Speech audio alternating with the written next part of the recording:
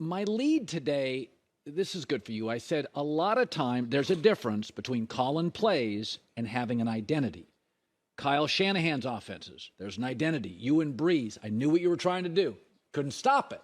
Andy Reid.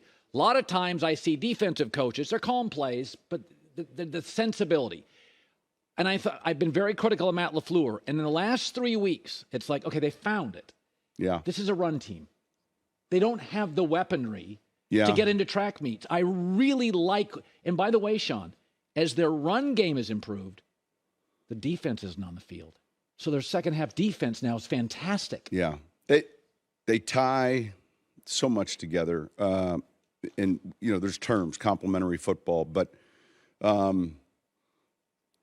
we're seeing it in San Francisco. And even when Kansas City's going with the weapons they have, there's still something that they can attack versus the cover twos of the world, the cover fours of the world, the light boxes and the heavy coverage looks. Yeah.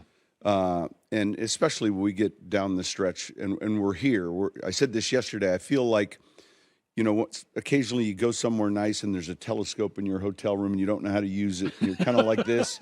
And then all of a sudden, boom, it gets clear and you're like, oh, I got it. We're like one turn away then from knowing everything. That's great. This weekend. Yes. But it got a lot clearer yesterday. Yeah. Green Bay feels like this is what we are. I think most teams in the league have to play a certain way to win. Maybe Kansas City doesn't. I want to talk about San Francisco.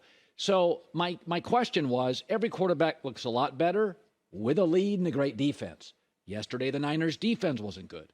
Robbie Gould missed an easy one. And it was Brock had to make some plays now. Yeah. My takeaway was all those years starting in college, I saw it with Kenny Pickett. He's capable. Yeah. That ended up being a real good game. That was great. And, we laugh and try to figure things out in the green room on the weekend.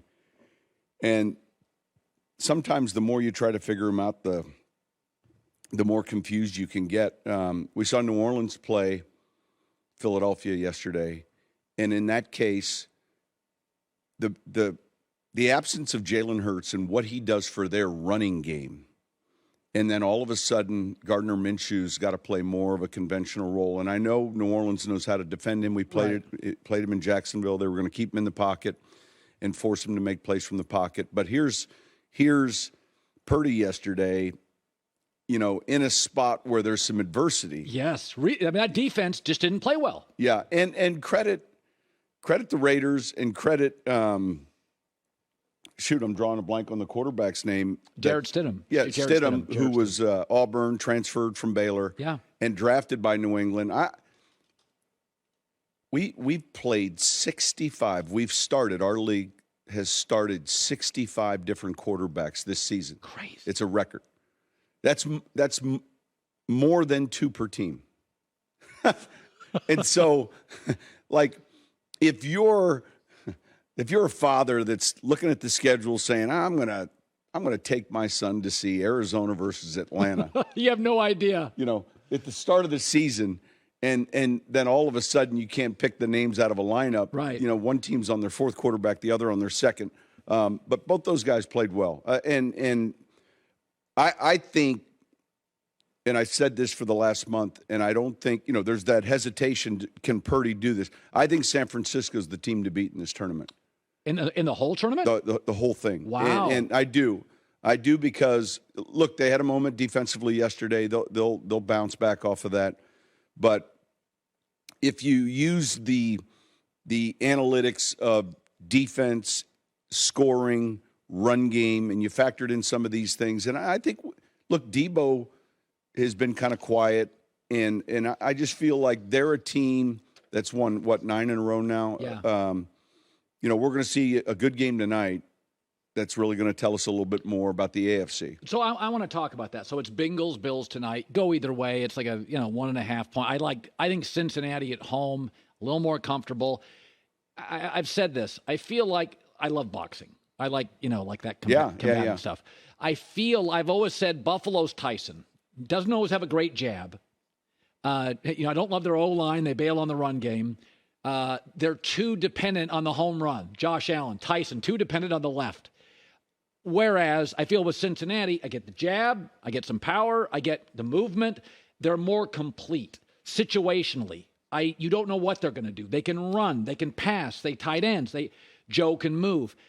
When you look at this, what are you concerned at all? Because I find myself with Buffalo pushing back on myself. Colin, don't fall in love with their home runs.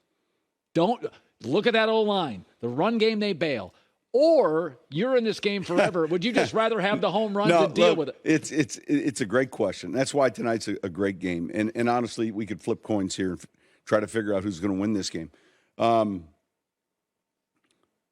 They're two different type teams playing. That's the one thing. Yes. And so, yeah, do you want to feel like you know a little bit more what you're getting? Or, I mean, certainly you don't want the boxer who's biting someone's ear off and then all of a sudden you're leaving in the first round. Right. I like Buffalo tonight. How come? I like Buffalo. I think the X factor is their quarterback, and I think Diggs, and I just think they're a little too much in a big spot this season. And it was a big spot when they played the Rams. Obviously, it doesn't look that way now. Right. Thursday night, they have a big win in another big spot against the Chiefs. This is kind of, I think, their third big spot when you look. I mean, they've won a lot of games, but the Chief game was a big one. The opening game of the season on the road against the Rams, that was a big win. They stub their toe when you don't expect it. Yeah. I feel like Sean will have his guys ready, McDermott, and I give the edge to him. I think he's done a great job. They're going to be right there in the end. This team will be playing in the AFC Championship game. Yeah. Cincinnati may very well be as well. Mm-hmm. I kind of see Kansas City there, but certainly this is one of those games that'll be interesting to watch. So there's so many different stories today. Sean Payton for our radio audience. I never thought I'd see Daniel Jones in the playoffs. But it's interesting what Daboll's done with him, and nobody thinks he's Josh Allen. But Daboll has done a little bit of the same. Yeah. I'm going to get you out of the turnover business, and I'm going to let you run more. Yeah, there's some design plays. His touchdown yesterday it was designed. Listen, they stole it from us. We ran that against Buffalo or against the Jets with Taysom Hill. I'm kidding when I say that, but if you want to find quarterback runs and you don't want to look at college tape, there's 4 or 5 teams that we're going to pull the tape out and look for ideas. We're going to look at Baltimore. We're going to look at Buffalo. We're going to look at New Orleans. They're packaged with we're going to find teams, Chicago now. So as soon as teams invest in that business, there's access to get new ideas and tape. And I think Brian's done a great job there. I mean, and it's funny. Yesterday I said this. We say the season's a marathon.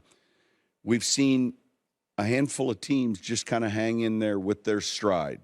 Right? May not be the fast stride, and, right. And we're not necessarily picking them to win, place, or show. But then we've seen a handful of those teams that all of a sudden we thought, we'd see you back here. And what happened to the Jets and what happened to the Dolphins? A few of these teams that just faded down the stretch. It's a long year, and it's interesting. And here New England is, in a position. It's amazing the length of the season.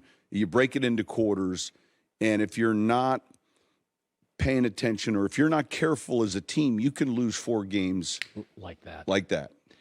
Yeah, that's why finding your identity, figuring out what you're not and what you are. Are you obviously health plays a big part of this. Sure. But are you ascending to some degree? Are you getting better? And then are you midstream adjusting? And that gets to like, hey, this is we wanted to do this in training camp, but we're better at this. This is what we need to do now. So I want to talk about health. A team that it took me a while to wrap my arms around them, but I'm going to defend them, and I think they're going to get in, is Miami. They were missing, I think, 7 starters yesterday.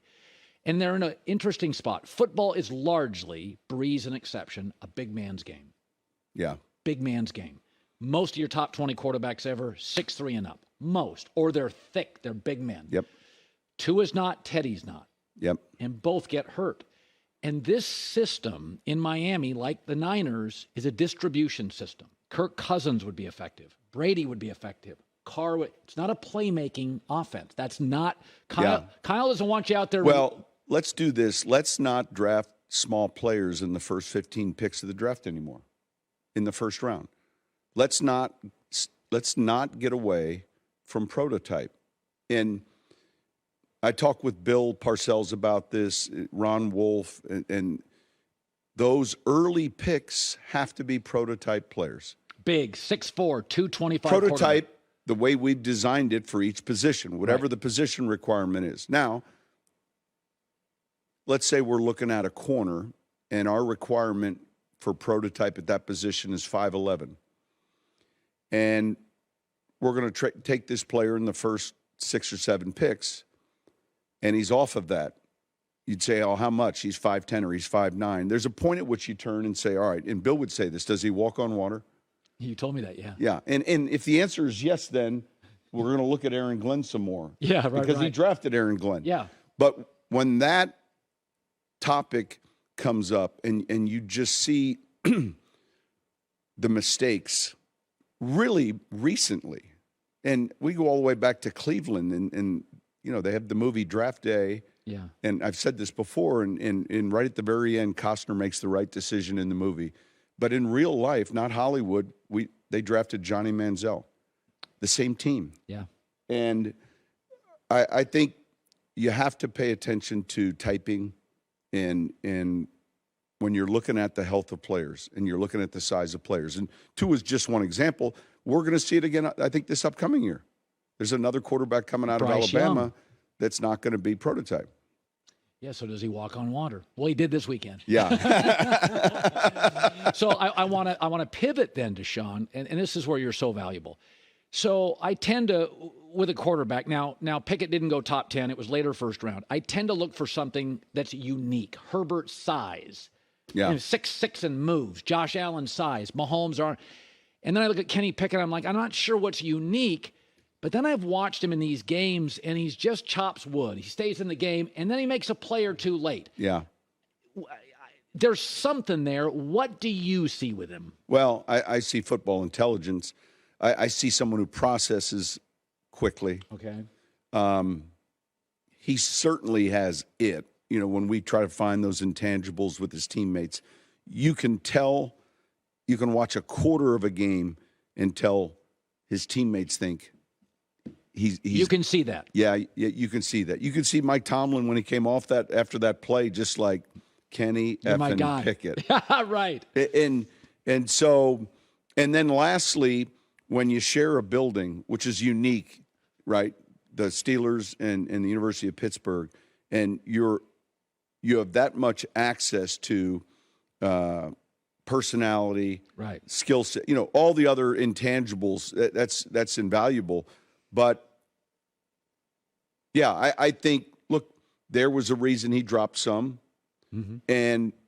And then the cost of doing business changes a little bit, but they weren't forced to start him or play him this year. They arrived at him, where we see so many of these teams that take someone so early that and they feel they have to play him. Yeah, absolutely. Kyle Shanahan in San Francisco.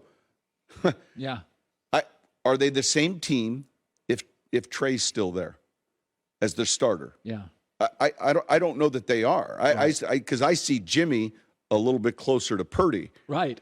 And I think that's complemented what they do. So it's a hard position to evaluate. I mean, it's difficult when you start counting the misses. And then I would also say matches, because if the better ones are getting taken early, the problematic teams are drafting early. And so how many have gone to problematic teams that we've not really heard from again, or they don't come back till later on? That happens too. Sean, I've thought about this just from an accuracy standpoint through the years. If you really want to be accurate with quarterbacks, guessing, I've thought about this because I made a lot of mistakes through the years, had some hits, had some misses. Sure. is that outside, the question becomes, are they good enough to overcome nonsense? I always thought Andrew Luck was and Trevor Lawrence. Those are now Elway probably was. But in the last 10 years, there have been two guys that I looked at and I said, I don't care where they land. Two. Now, it's easy to say Mahomes now, but I didn't know that. Yeah. But I look at these guys. I look at C.J. Stroud and Bryce Young and Will Levis, and I don't think they are. So much becomes location, coach, sensibility. And I think Kenny Pickett's got a big advantage, is they're not going to pay him for 4 years. So they get the defense is already good. There's stability. 100%. He's going to succeed because, and they draft and develop players well. The guy he's following was a great example. Ben sat in the draft room, threw his cell phone down on the table. He felt he fell a little bit. Yeah. And he went to Pittsburgh. And he doesn't even realize what's happening, but he could have been to these other spots. And Aaron Rodgers, same thing. He's a great example of it. I mean, he's a perfect example. Not how he wanted it to unfold, but how would have the bigger picture unfolded had he got what he wanted early on. You know, he ends up in Houston, or he ends up in, and no disrespect to some of these other places, but they've earned those spots when they're drafting that early every year. Hi, everybody. Thanks for watching. Subscribe here to get the latest from the show. Also, be sure to check out more of the best clips from The Herd, or go watch a few segments from other shows on FS1.